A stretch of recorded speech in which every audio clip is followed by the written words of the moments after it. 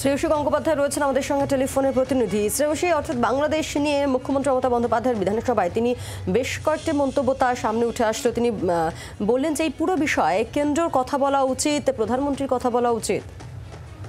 দেখো, বাংলাদেশের যে ঘটনা, সেই ঘটনা নিয়ে কিন্তু আজ স্পষ্ট ভাষায় বিধানসভার মধ্যে তিনি বক্তব্য রাখলেন মুখ্যমন্ত্রী, যেখানে মুখ্যমন্ত্রী কিন্তু স্পষ্টত একাধিক প্রস্তাব যেমন রেখেছেন, কিন্তু পাশাপাশি তিনি এটাও বলেছেন যে এক্ষেত্রে তার দলের যেটা নীতি সেটা হচ্ছে যে বিদেশে অন্য রাষ্ট্রের কোনো বিষয় হলে সেক্ষেত্রে কেন্দ্র সরকার যা পদক্ষেপ নেবে সেটাকেই তিনি সমর্থন করবেন।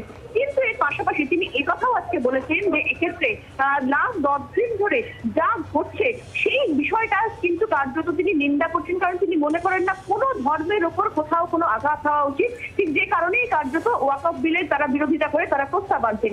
এক্ষেত্রে বেশ কিছু যে প্রস্তাব দিচ্ছেন তিনি, সেক্ষেত্রে তার পাশাপাশি কিন্তু এক্ষেত্রে তিনি স্পষ্ট ভাষায় বলছেন যে এক্ষেত্রে গভর্নমেন্ট অফ ইন্ডিয়া তিনি দেখছেন যে লাস্ট কয়েকদিন ধরে কিন্তু তারা চুপ করে রয়েছে। তিনি বলছেন যে এক্ষেত্রে বাংলাদেশের যে ঘটনা ঘটেছে সেই ঘটনার পরিপ্রেক্ষিতে এক্ষেত্রে তিনি বলছেন যে আমাদেরও অনেক আত্মীয় স্বজন সেক্ষেত্রে তারা ওপারে রয়েছেন, এবং এক্ষেত্রে তিনি বলছেন যে এক্ষেত্রে বাংলাদেশের সম্পর্ক নিয়ে তিনি কিছু বলবেন না। কিন্তু তিনি স্পষ্ট ভাষায় যেটা বলছেন যে এক্ষেত্রে গভর্নমেন্ট অফ ইন্ডিয়া লাস্ট 10 দিন ধরে তারা চুপ করে রয়েছে, অথচ তাদের পার্টি এখানে বিভিন্ন জায়গায় মিছিল করছে।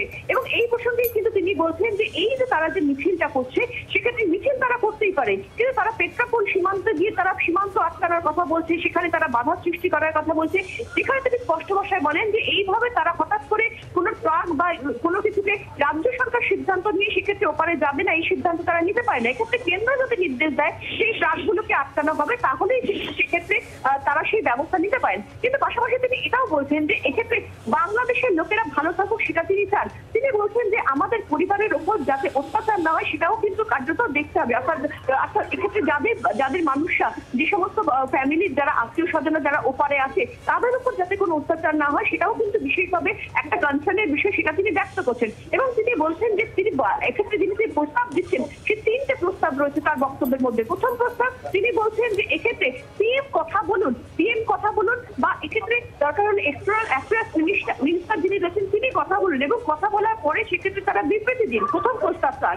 দ্বিতীয় প্রস্তাব তার সেক্ষেত্রে হচ্ছে যে ইউনাইটেড নেশনসের সঙ্গে এক্ষেত্রে পিএম কথা বলে বা কোনোভাবে কোনো আলোচনার ভিত্তিতে বাংলাদেশে যাতে কোনো একটা পিস টিম পাঠানো যায় সেটার যাতে ব্যবস্থা করা হয় সেই প্রস্তাব তিনি দিচ্ছেন।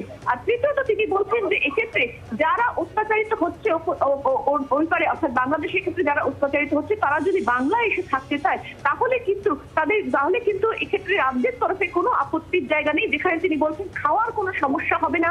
এবং সেক্ষেত্রে তিনি বলছেন যে এক্ষেত্রে তার যেটা স্পষ্ট বক্তব্য সেটা হচ্ছে যে এক্ষেত্রে কোনোভাবে তারা সেক্ষেত্রে কেন্দ্র যদি একটা সিদ্ধান্ত নেয়, সিদ্ধান্ত নিয়ে যদি তাদেরকে নির্দেশ দেয়, তাহলে এক্ষেত্রে ওপারে যারা সেক্ষেত্রে যারা অত্যাচারিত হচ্ছেন তারা যদি এপাশে আসেন তাহলে কিন্তু কোনোভাবে কোনো সমস্যার জায়গা নেই, রাজ্যের থেকে কিন্তু কোনো আপত্তির জায়গা নেই। তবে এক্ষেত্রে চূড়ান্ত সিদ্ধান্ত কিন্তু কেন্দ্রকে নিতে হবে। এবং এই প্রসঙ্গে তিনি বলছেন যে এক্ষেত্রে যদি একখানা রুটি খাই আমরা, তাহলে 8খানা রুটি যাতে দেওয়া যায় সেই ব্যবস্থাও কিন্তু, অর্থাৎ এক্ষেত্রে একটা রুটিকে দুভাগে ভাগ করে দুজনে আধখানা করে যদি খেতে হয় সেটাও তারা খাবেন। ফলে সেই জায়গা থেকে দাঁড়িয়ে কিন্তু একদিকে যখন মুখ্যমন্ত্রী তিনি সেক্ষেত্রে 3টে প্রস্তাব দিচ্ছেন এবং 3টে প্রস্তাব দিচ্ছেন, ঠিক পাশাপাশি কিন্তু কেন্দ্রের ভূমিকারও তিনি সমালোচনা করছেন।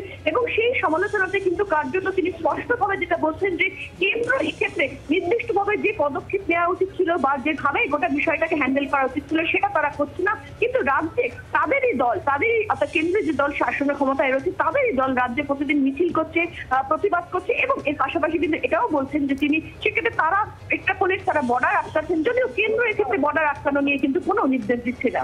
একবারে নজর রাখো। শ্রেয়সী গঙ্গোপাধ্যায় আমাদের প্রতিনিধির সঙ্গে ছিলেন। বিধানসভায় আজকে বাংলাদেশ নিয়ে ফের মুখ খুললেন মুখ্যমন্ত্রী মমতা বন্দ্যোপাধ্যায়।